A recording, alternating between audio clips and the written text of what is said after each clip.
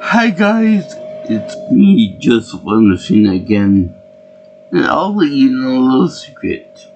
Some really top secret that nobody knows about. I'm a Halo fan. I'm sorry to have to break the news to you, but I'm a deep-seated Halo fan. I know, big surprise, right? I have that helmet back there. I've been playing games on my channel, and I've even had a few little secrets here and there with the games. Hell, I even bought the Halo 3 special edition helmet too. I don't think that's coming out of the box anytime soon, but I'll try to get that thing on my head if I ever get a chance to try it. I doubt it though. It will fit on my big fat head. So last year, I found out that they made a TV show on Paramount Plus, and I was devastated that I couldn't watch the Halo TV show. I bought the books, of course I bought the games, and I've been playing for a long time now, since college. So, even though Halo has changed my gaming life for the better. So, I was devastated to know that it was on a new network on Paramount Plus, and I don't want to buy a subscription to a new TV streaming network just for the purposes of watching one or two shows. You gotta have more than that, and I think that Paramount Plus was pretty much drowning in it. We're trying to desperately to find some new it show or something or other. So they decided to do Halo. And I think they did, the same thing happened with Twist Metal, Twist the Metal, the TV show for, Peacock Plus, or some equivalency to that. So, eventually I'm gonna see that show probably on the same network I see this one on. And recently this came out to Netflix, so I'm a little happy and okay about it. So I was like, give this show a shot because I heard mixed things about it. I heard that the first couple episodes of the season, which they didn't make it to 10 episodes, so can't be all good. So I wanted to give it a try because I heard good things about it. From the first couple episodes that were good, then it slowly dropped down faster than the stock market during the first couple months in August. So I was kind of excited to see it, being that it was on my streaming service. Hopefully others will come too, but yeah.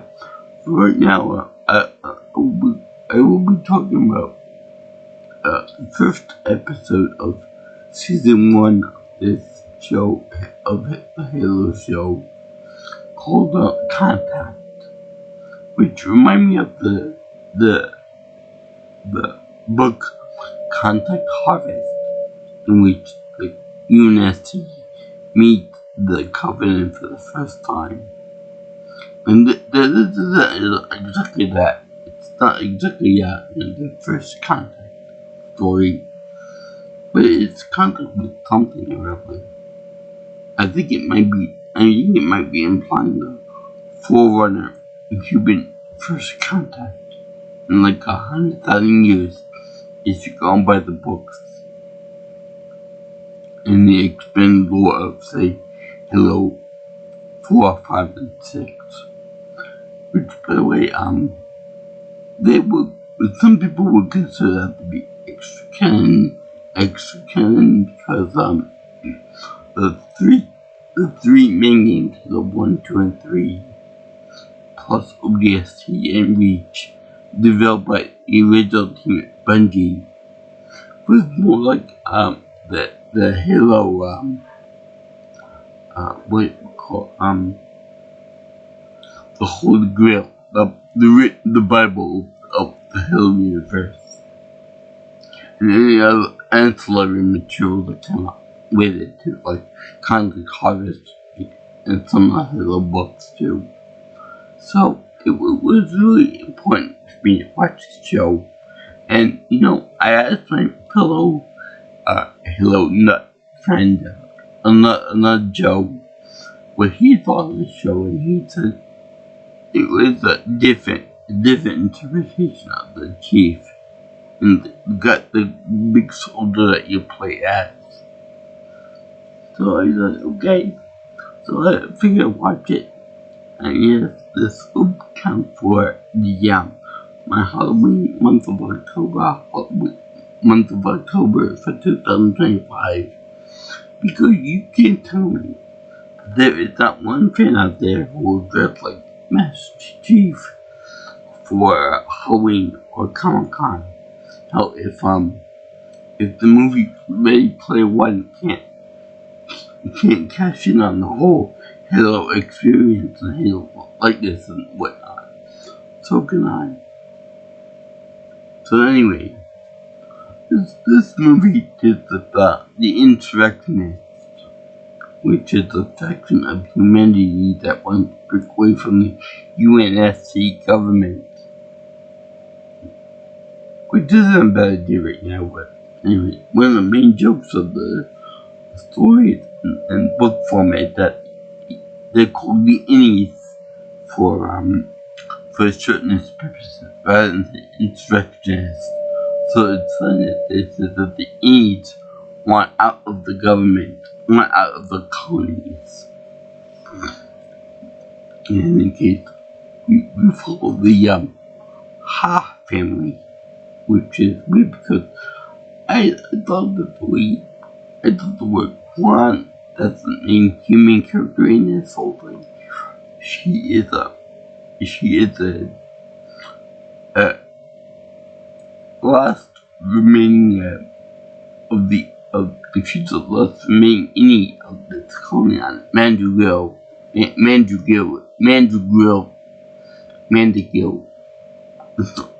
Well, it's in the books anyway.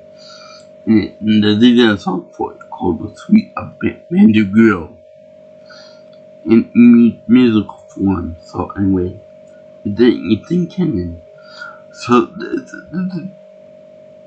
way before the Halo rings and way before the actual first Halo game, and even before Reach, before that. So they have this girl Quan Ha, which I always thought that the name Quan was the last name, because in another game in the subtitle they have Dr. Quan, the character Dr. Quan. So I thought it would be like Ha Quan, as in like laughter Quan, but I guess not, because I'm not trying to make fun of Korean names or anything, but that just seems very weird that they would have Ha being the last name. But whatever, that's inconsequential. But the thing is that she is a witness to the massacre of all of her relatives, friends, and fellow insurrectionists, the first hands of the Covenant, which they don't know is the Covenant yet. They just assume that they be more UNSC forces trying to take them over and put them down, like the man does in America and that kind of thing. So they're only prepared to fight other human beings and potentially Spartans, because they've heard of Spartans and they don't like them as being the most experienced warriors that UNSC has to throw at them. And you know what?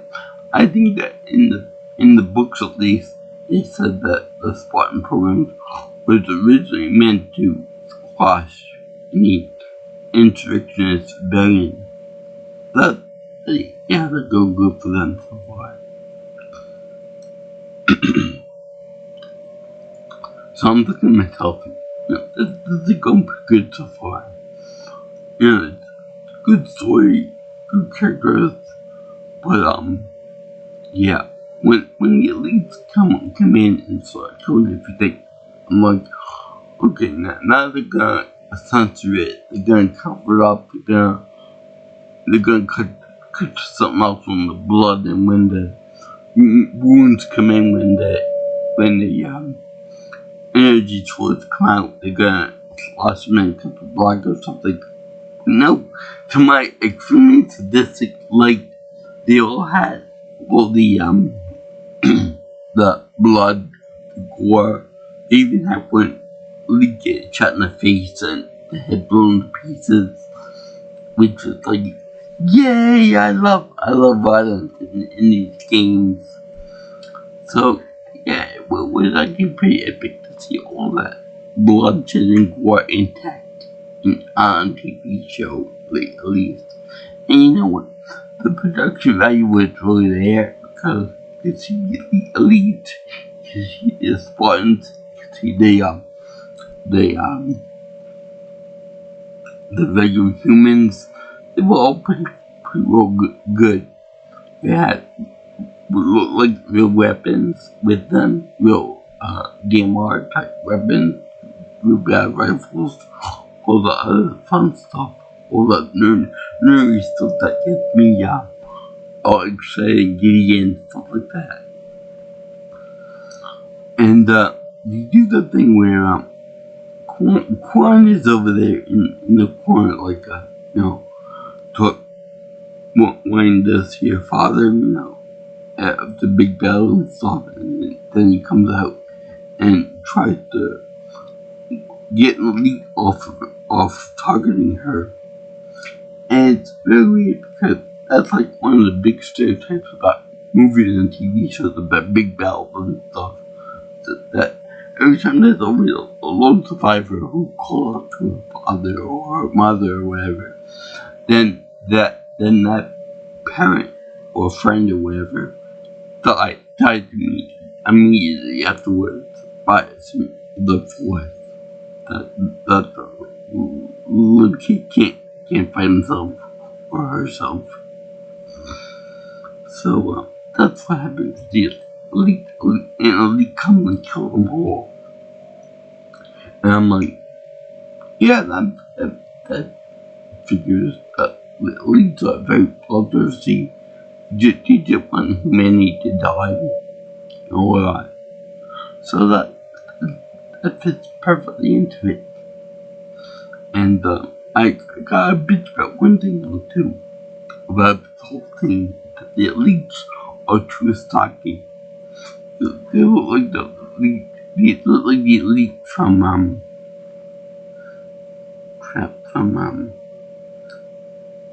the Halo Wars game, too muscular, too macho, he doesn't look like the other elite fighting games. Or maybe that could have been just like a special commander unit or something or other. But I like the fact that they include all the vehicles that you would expect from the games. And there you got the Warthog, you get the Warthog without the chain gun on the back. They got the Falcon. They got the big trucks that you would expect from a Halo game. And also they have they really did the homework when they decided to make this show, because not only did they include weapons from the games and they look beautiful, and they include characters, Linda and the bunch from the Spartans, the Master Chief's team during Reach. and all the armor look good and different from each other and all that. But they also include the power up for the invisibility for the elites. I'm not talking about the sound effect that they use for the camouflage in the two that I've been playing, but they actually use the pickup sound effect from the first Halo Combat Evolved video game. And we're like, yay, they did all one. Because anybody can just say, here's a sound effect from the second game and onward. Be happy with that.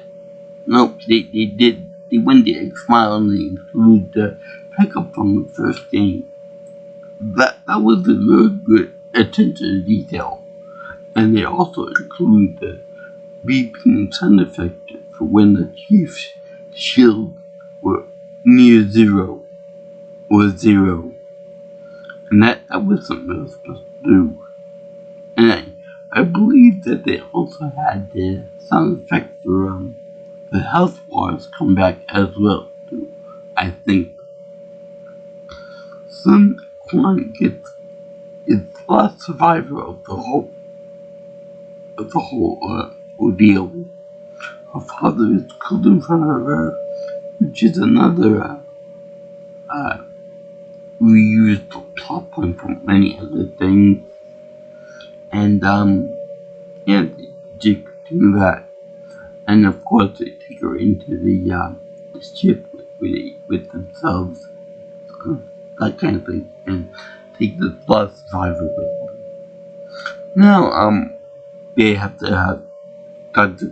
Catherine Halsey, the mother, if you will, of the Spartan 2 program, and 3 and 4, which got recycled into something else by a different guy for cheapskates. And there's one thing I say about Catherine Halsey in this show so far, in episode 1 at least, Contact, is that she's too pretty. I guess they must have been going by the model for her character in the Halo short, the package in Halo Legends, but she just seems too pretty in my opinion, too young looking for my opinion. And by the time she reaches the reach age of herself, she looks a little bit more or less what you would expect for the age of the person. Plus, I know that in games at least, Captain Keith and her had Miranda Keith, the daughter that would become the captain in Halo 2. So I think that maybe in this one they extended that to have another child. I don't know anything about that, but I think I can speculate that she's had more than one child. And they also involve a flash clone of herself, which will be the birth of Cortana's brain, AI brain and stuff. That's pretty. Many people probably wouldn't know that unless they actually read the books or played the game, and then found out that the only one that was smart enough to be entrusted with making an advanced AI like that would be to flash clone the smartest person to get the gov, which happened to be Captain Halsey. Kind of like a narcissistic view of things, but whatever. So they have that. They don't involve Cortana yet, but they do involve the Cortana project, which will be next if something goes wrong with the Spartan program. Now, because John 117 finds out that an artifact of the he failed to rescue any of the insurrectionists except for one. He finds a fallen artifact, which you don't really see him rescuing any artifact in the games except for Halo 4, and beyond that, like it was like super cool. Kind of reminded me of the power crystal that was in First Strike, which came after the first Halo game in book. It also had reach to, I believe, flood over reach territories, which was nice. And they also had we call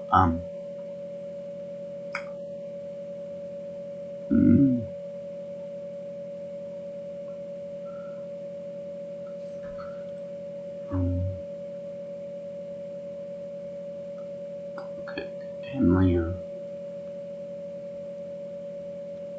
inherent layer.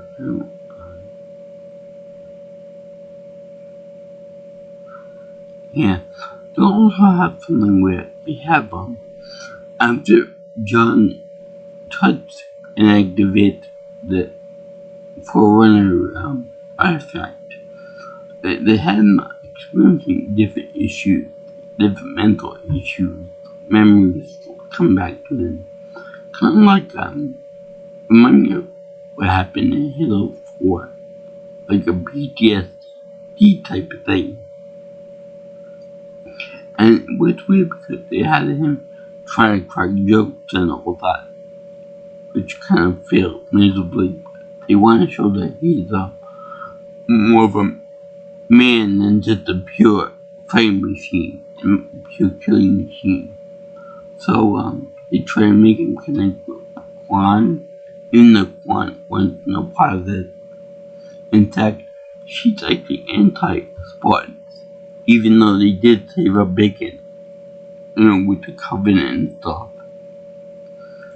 It was like, you little ugly for a little bitch.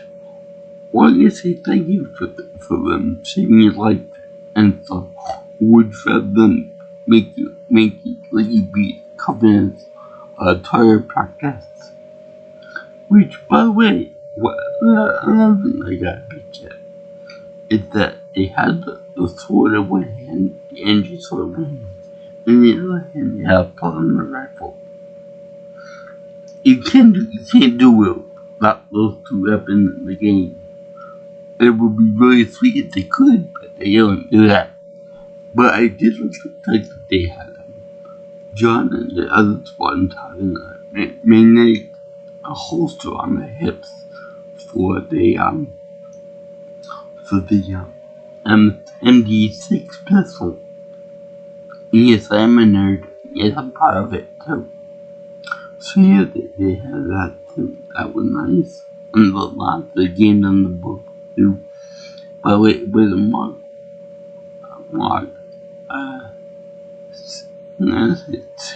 6 armor they used in the game, in the show. And he takes off his helmet. Something you never see him do in the game. Except a cutscene in the end of Halo 4. When he tied and he got a new refit on his armor.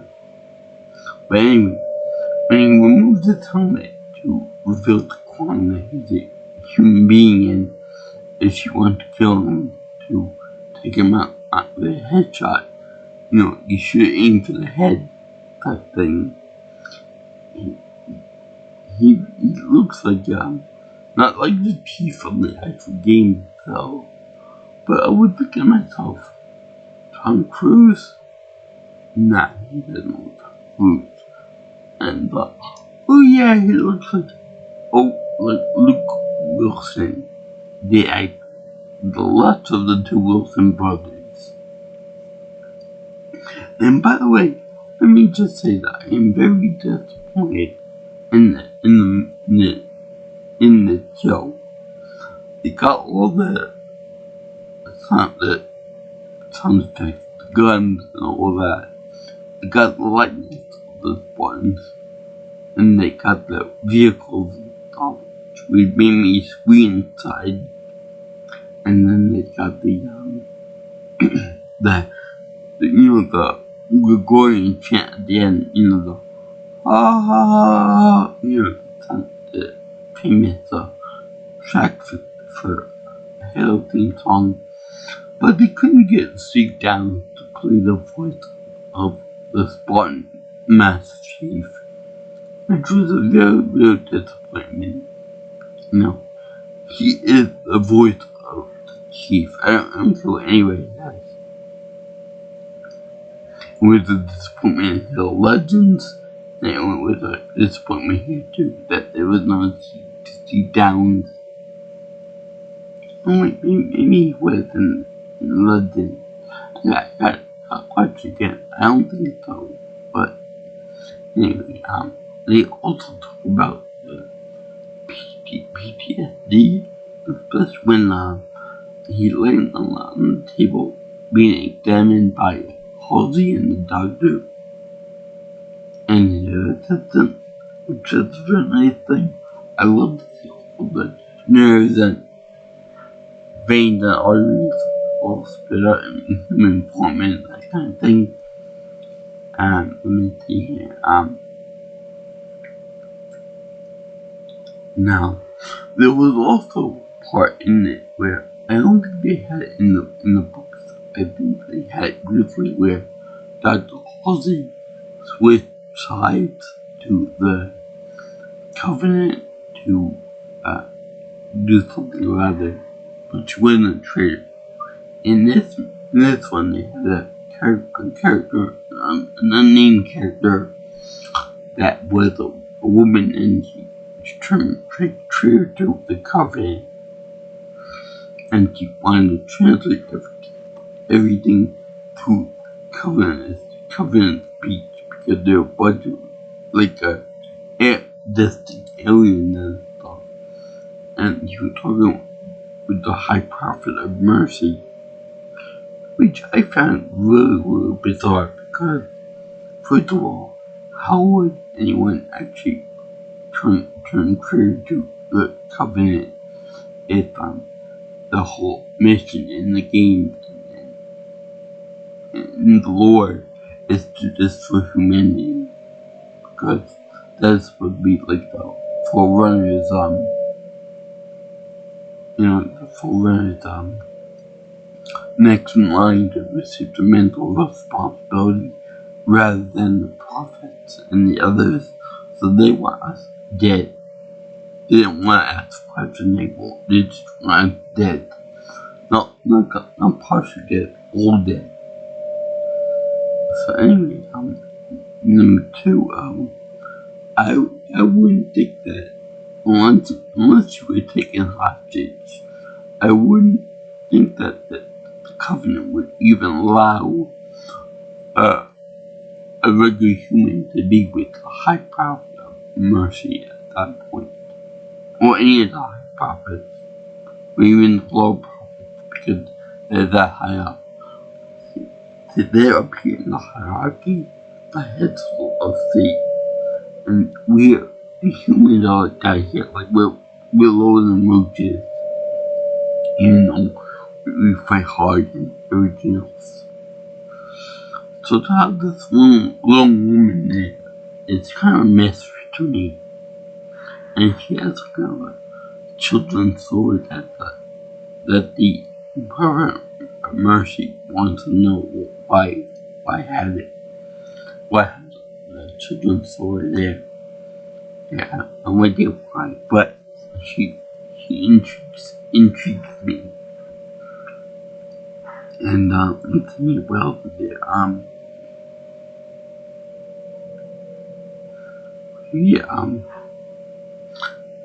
I got this weird idea about this Prophet Mercy. That his CGI, of course, it looks like a Dexter from Star Wars Episode 2. For some reason, he reminded me weird diner owner just in the face. And I like the way he is speaking to her in the prophet dialect. Because again, they were in multiple languages in the covenant, one for each species, which I count as like 7 or 8. And that's very fun. But another thing about Juan's attitude is that she actually wants to change the narrative around, make it seem like the Spartans were the one that killed everybody on Magic Wheel, rather than the Covenant. Because she's so anti, you wouldn't say that. Even though they helped her out, she still doesn't want to give it up that because they killed her mother, all that. I mean, she gets done thinking about certain things, and it's trying to emphasize the more human effects, more human thoughts, than just a mindless war machine. But they were built for combat, bred for war. There is no actual thinking behind any soldiers. Just called warriors. I know it's just the Nuremberg defense, but still. Let's see. They leave off with Quan and Chief activating the Forerunner artifact during a giant EMP field, and then taking off to God knows where. I kinda like it. I kinda like the whole show, but I like the whole teamwork between Chief and Quan. Even though I feel like Quan is gonna become very annoying very fast. I like the fact that there's multi-ethnic UNSC officials and whatnot. Like in the game, they tried to make it so that everyone was diverse in language and ethnic origin. That was actually real cool.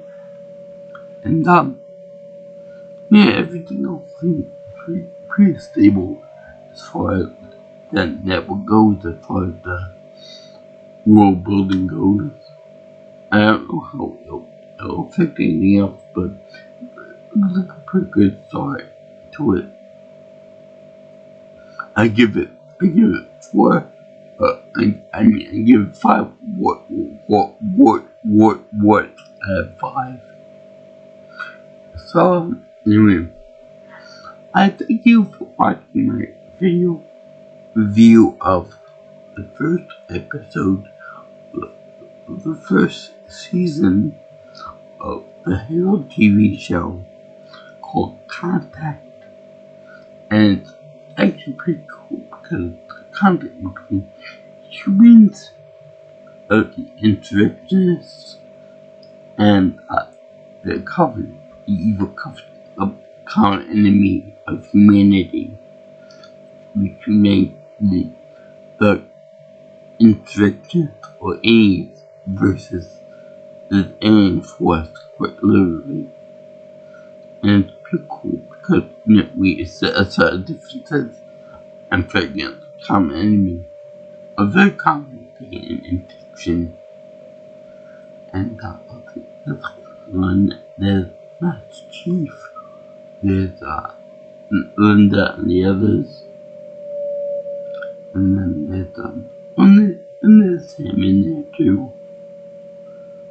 Anyway, there's also Captain Halsey, Commander Keys, and who else there? It was a Prophet of Regret. It was that Witness woman, and it was just a very fun thing. Before, when Artifact was always fun, because they never featured that in the 4 Halo games, and he never involved the introduction either. Just on Halo Reach, the game Halo Reach, I don't think include them in any other game. That was actually a good way to explore the mentality of the insurrectionists. Let's see, yeah, there was also, so I did this for Halloween, the month of October, Halloween, in 2025. And as for the episode itself, I give it a happy face seal because the awesome to see all the Halo references, the sound effects, the lore, that everything worked good in Halo. Even they even have first person mode in multiple sequences, in multiple battle sequences, and just regular HUD moments when it's talking like quantity of any others. Which is a lot better than Doom because Doom only had one. But that's not multiple in one episode, in 1 hour block. Which was a real treat. And let's see here. I just enjoyed the whole thing. They do more of the human side to the chief, which is nice. And being a nameless killing machine. So yeah, I recommend the first episode. And if you like what's here and want to see more, you can like, comment, share, and subscribe to my channel. You know, and future stuff with my future videos. But call me or text me at 631-707-3707, or follow me on Twitter at PNelsonPro. It's also X if you prefer all that. And my email is jjsviewingchannel@gmail.com. So I salute all the fans, all the people that work on this thing. I'm glad that the show came to Netflix. It's a temporary reason because of what they did to Stephen Colbert and the Late Show. I'll never forgive them for that. Because of that, I'm never gonna buy a subscription to Paramount Plus. But yeah. Simplify. Halo forever. Peace out, my brother. That's it. And by the way, I look forward to seeing my big black Avery Johnson on this show. Because I love me some nice Sergeant Johnson. He's just so awesome. I can't wait to see him. Anyway, I'll see you girls and guys in the next video that I do. Sayonara, ciao ciao. I love you, baby.